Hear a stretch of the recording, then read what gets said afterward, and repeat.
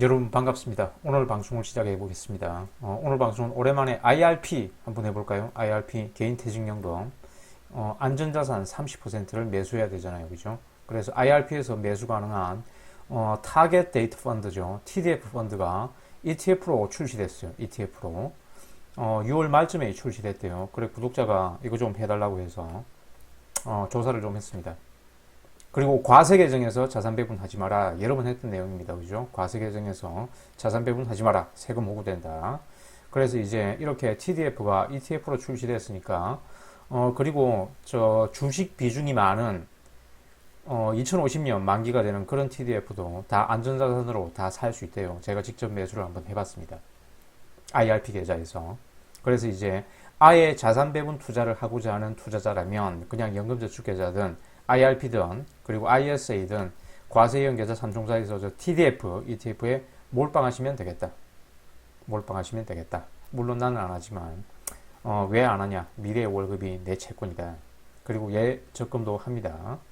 그리고 이제 한국인 대부분이 자산이 부동산이죠. 부동산, 아파트. 아파트 한 채 갖고 있어도 여러분 자산의 거의 뭐 절반, 60% 이상을 차지하잖아요. 그죠?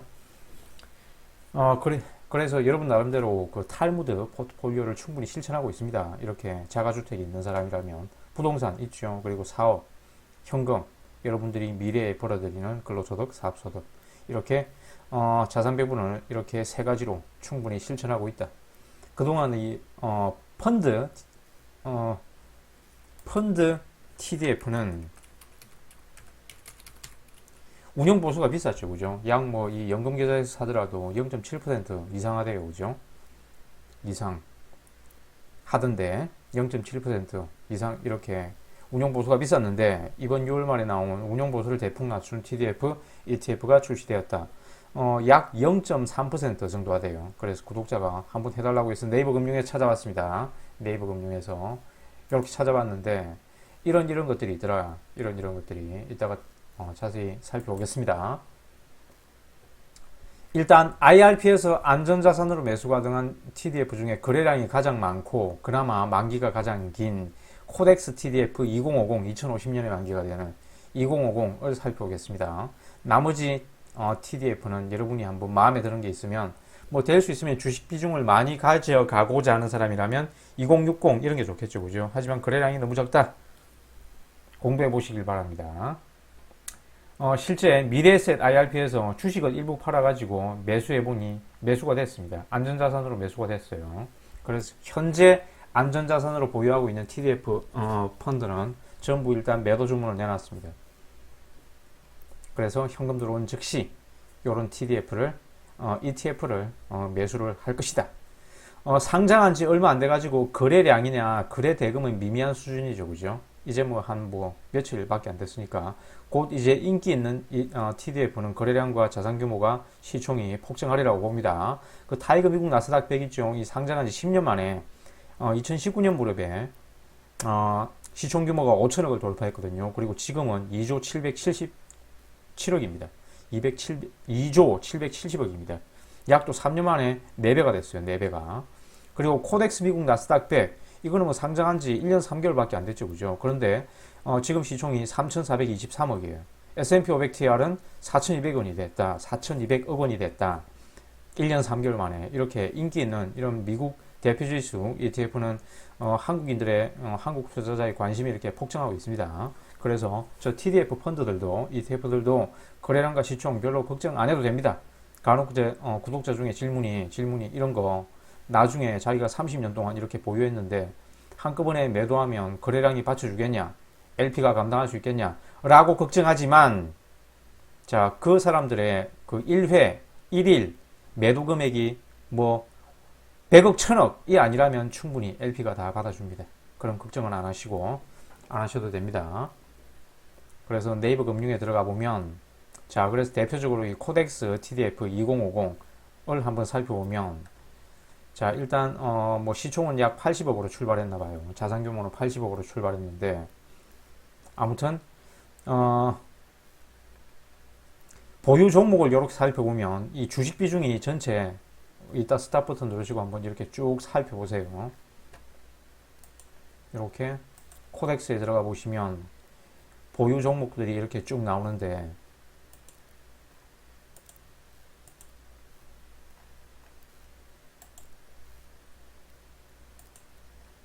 보유 종목들이 이렇게 쭉 나오는데 자, 코덱스 2050입니다. 코덱스 2050 TDF입니다.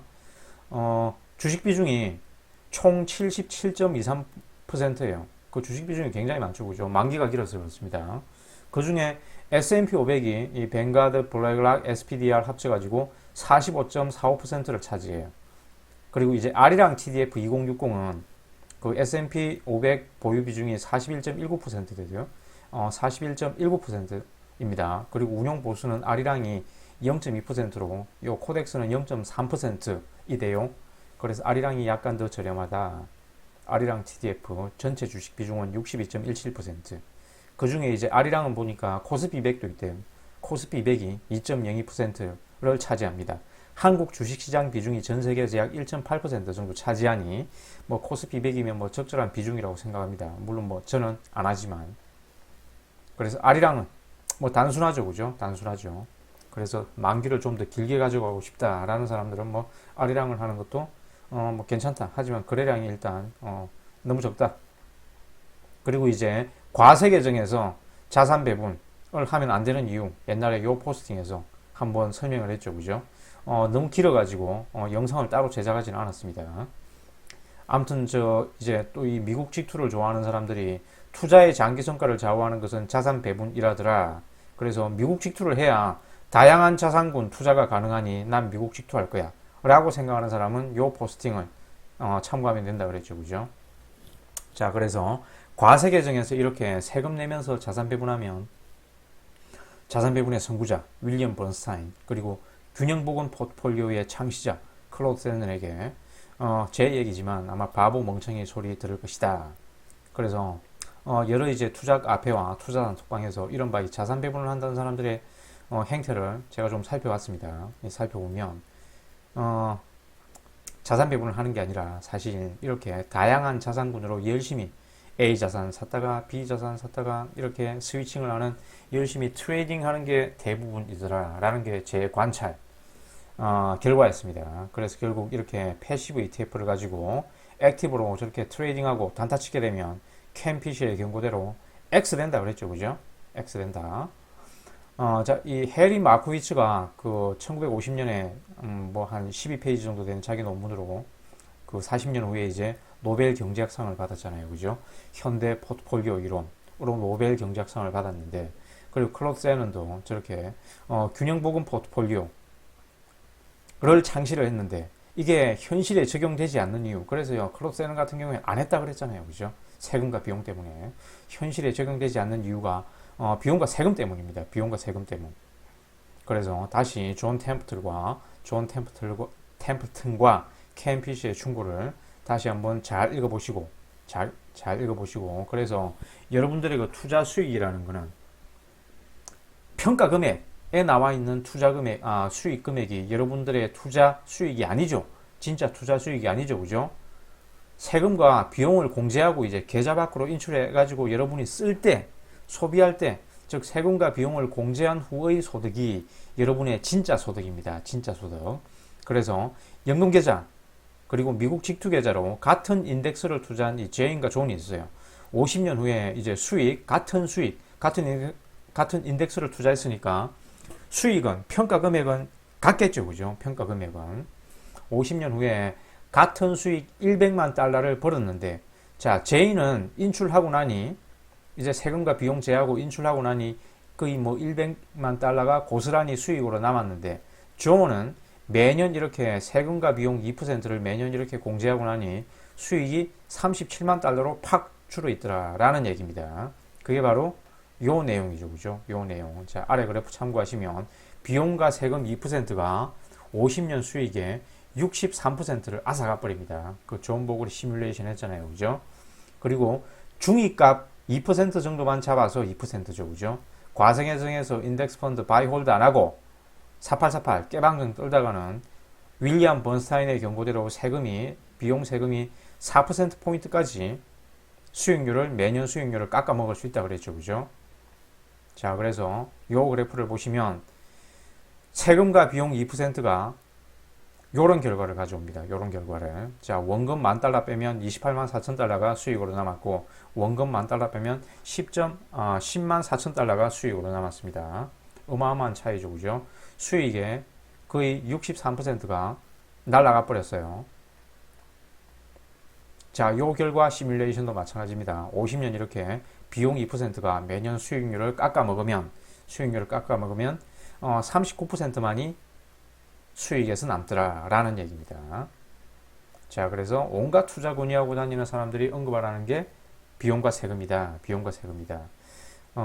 이 해리 마크위츠 현대 포트폴리오 이론과 클로드 세넌의 균형복원 포트폴리오가 이렇게 수익률은 그대로 갖고 가고 변동성은 낮춘다 라는 게 수학적으로 증명됐고 투자의 모범으로 알려졌지만, 현실의 투자에서 저 이론이 적용되지 않는 것은 현실에서 저렇게 포트폴리오가 다각화될수록, 그리고 리밸런싱이 이루어질수록 비용과 세금이 결국 수익률을 깎아먹습니다. 그래서 클로드 세너는 자기 이론 실천하지 말라 그랬고, 그래서 자기는 그 텔러다인과 휴렛 패커드 두 종목 몰빵으로 크게 성공을 거뒀다 그랬죠. 그리고 자기 이론대로 이렇게 또 비중 조절하면서 4848 안 했습니다. Buy, hold, forever 해가지고 큰 수익을 거뒀다. 그리고 옛날에 소개했던 테드 에런슨조차 이 자산운용사의 대표예요. 자기 재산은 자기에서 펀드 가입 안 하고 그냥 뱅가드 인덱스 500에 대부분 넣어뒀다고 했잖아요, 그죠? 그리고 월마트의 창업주 월턴 패밀리죠, 월턴 패밀리. 자기 이제 보유 주식 종목들이 그 작년에 블룸버그 통해서 공개된 것을 봤는데 요 기사 보시면 돼요. 대부분이 뱅가드의 저비용 인덱스 펀드더라. 요 기사 들어가서 보시면 VWO인가 그 뱅가드의 그 이머징 마켓 펀드 비중이 굉장히 높대요. 그리고 이 해리 마크위츠 같은 경우에도 그 캘리포니아에 있는 투자 관리회사 리서치 어필리에이츠의 고문을 맡았었거든요. 그래서 이 사람이 해리 마크위츠가 이 펀드 운영에 뭐 직접 개입했는지는 모르겠지만, 아무래도 뭐 해리 마크위츠를 고문으로 모셨으니까 그 해리 마크위츠의 효율적 투자선을 고려했겠죠, 그죠? 고려해가지고 그 어떤 펀드들을 만들었겠죠. 그래서 이렇게 리서치 어필리에이츠의 대표적 자산 배분 펀드들, 요 펀드들 실적을 보면 결과는 S&P 500에 한참 미치지 못한다. 수익률, 그리고 샤프 지수, S&P 500에 이기지 못했다. 그래서 이 아래 이런 자산 배분 펀드들의 수익률을 고려할 때, 만약 한국 투자자가 미국 직투로 저렇게 자산 배분을 했다면 이 CAGR에서 2%포인트 차감을 해야 되겠죠, 그죠? 차감을 해야 되겠죠. 왜냐? 세금과 비용이 2%를 깎아 먹는다고 그랬잖아요, 그죠? 그래서 요 기간 동안 해리 마크위츠가 고문을 맡았던 리서치 어필리에이츠의 자산 배분 펀드들입니다. S&P 500의 뭐 절반이죠, 절반, 그죠? 그리고 샤프 지수도 이기지 못했어요, 그죠? 그리고 퍼트남의 자산 배분 펀드들, 자산 배분 펀드, 이거는 처참하죠, 처참하죠. S&P 500과 비교해 볼 때. 그리고 그 동적 자산 배분 전략으로 유명한 이 맵페이버가 운용하는 자문하는 캠브리아 자산운용의 글로벌 자산 배분 펀드 GAA라고 있어요. 역시 S&P 500의 수익률의 절반이다, 절반. 요 기간 동안. 그리고 한국인이 이렇게 과세 개정에서 자산 배분을 했다면 요 수익률에서 2%포인트 차감을 해야 됩니다. 그래서 과세 개정에서 저렇게 자산 배분한다는 게 굉장히 어리석은 일이다. 그리고 국내 어느 자산운용사에 한때 유명했던 동적 자산 배분 펀드, 옛날에 요 포스팅에서 설명했습니다, 그죠? 요 포스팅에서 작년에 저 원고를 썼는데 2021년 9월 27일 기준으로 연평균 수익률이 1.75%네요. 그리고 펀드 규모는 이 최대 요때 100억 원을 돌파했다가 지금은 다 빠져나가고 40억 수준이더라. 그래서 저렇게 자산 배분한다는 사람들도 단타치더라. 아무튼 정권사들 그 거래 비용이 이제 경쟁이 붙어가지고 뭐 거래 수수료, 뭐 국내 주식 같은 경우는 거의 없잖아요, 그죠? 많이 낮아졌죠. 그리고 국가도 개인 투자자들한테 단타 많이 치라고 거래세, 정권 거래세를 계속 깎아주고 있습니다, 그죠? 그래서 이렇게 거래 비용 낮춰주고 국가는 정권 거래세 깎아주고 이렇게 비용을 여러분 줘라고 낮춰줬겠습니까? 거래 비용이 낮아지면 개인 투자자들의 매매 회전율이 높아집니다, 그죠? 그래서 회전율 증가하면 결국 수익률 감소, 이거는 뭐 수학적 공리라고 했죠, 그죠? 그래서 여러분 주머니를 더욱 빠르게 틀 것이다. 비용을 낮춰주면. 자, 1년에 이 한국 국세청에서 정권 거래세로 걷어들이는 세수가 2019년 기준 7조였거든요. 7조. 이 중에 약 5조 가까이를 개인 투자자들이 냅니다.